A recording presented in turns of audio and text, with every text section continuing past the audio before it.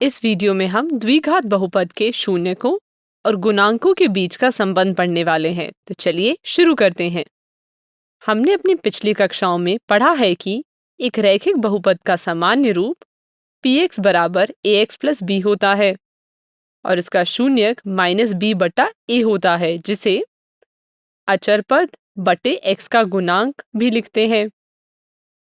क्योंकि b अचर पद है और a x का गुणांक है, यानी कि रैखिक बहुपद के शून्यक और उसके गुणांक के बीच एक संबंध होता है। तो क्या द्विघात बहुपद का शून्यक और उसके गुणांक के बीच में कोई संबंध होता है? चलिए एक द्विघात बहुपद का उदाहरण लेकर इसका पता लगाते हैं। इसके लिए एक द्विघात बहुपद px बराबर 2x square minus 8x plus 6 लिया। अब हम मध्य पद विभक्त करके px का गुणनखंडन करेंगे। चलिए एक बार याद कर लेते हैं कि मध्य पद को विभक्त करके हम द्विघात बहुपद का गुणनखंड कैसे करते हैं। अगर ax square plus bx plus c एक द्विघाती बहुपद है तो b को ऐसे दो संख्याओं p और q में तोड़ते हैं कि b बराबर p प्लस q हो और pq बराबर ac हो।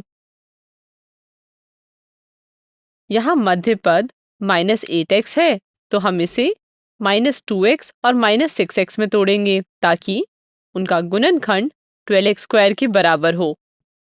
तो यहाँ से हमें यह मिल जाएगा, जिसे हल करने पर हमें मिलेगा 2 into x minus 1 into x minus 3 px के गुणनखंड मिल जाएंगे।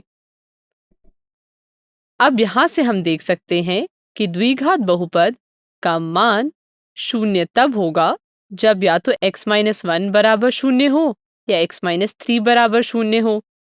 अब यहाँ से हमें x बराबर 1 और x बराबर 3 मिलेगा, यानी कि बहुपद के दो शून्यक 1 और 3 हैं। अब यहाँ ध्यान से देखिए कि शून्यकों का योग 4 है, जिसे हम माइनस ब्रैकेट में -8/2 भी लिख सकते हैं, जहाँ -8 x का गुणांक है और 2 x स्क्वायर का गुणांक है। इसी प्रकार इन दोनों शून्यकों का गुणनफल निकालने पर हमें 3 मिलता है, जिसे हम 6/2 भी लिख सकते हैं, जहाँ 6 px के अचर पद के बराबर है और 2 x स्क्वायर के गुणांक के बराबर है। तो इस प्रकार यहाँ से हम कह सकते हैं कि द्विघात बहुपद के शून्यकों और उनके गुणांकों के बीच एक संबंध होता है, जो कुछ इस प्रकार है। चलिए तो अब इसका व्यापक रूप में लिख लेते हैं। px बराबर ax square plus bx plus c एक द्विघाती बहुपद है और मान लीजिए कि अल्फा और बीटा इसके दो शून्यक है। तो यहाँ से हम कह सकते हैं कि दोनों शून्यकों का योग माइनस b/a है, यानी कि माइनस ब्रैकेट में x का गुणांक बटे x स्क्वायर का गुणांक है। इसी प्रकार दोनों शून्यकों का गुणनफल c/a है, जिससे हम अचर पद बटे x स्क्वायर का गुणांक भी लिख सकते हैं। अब इसे अपनी कॉपी में लिख लीजिए।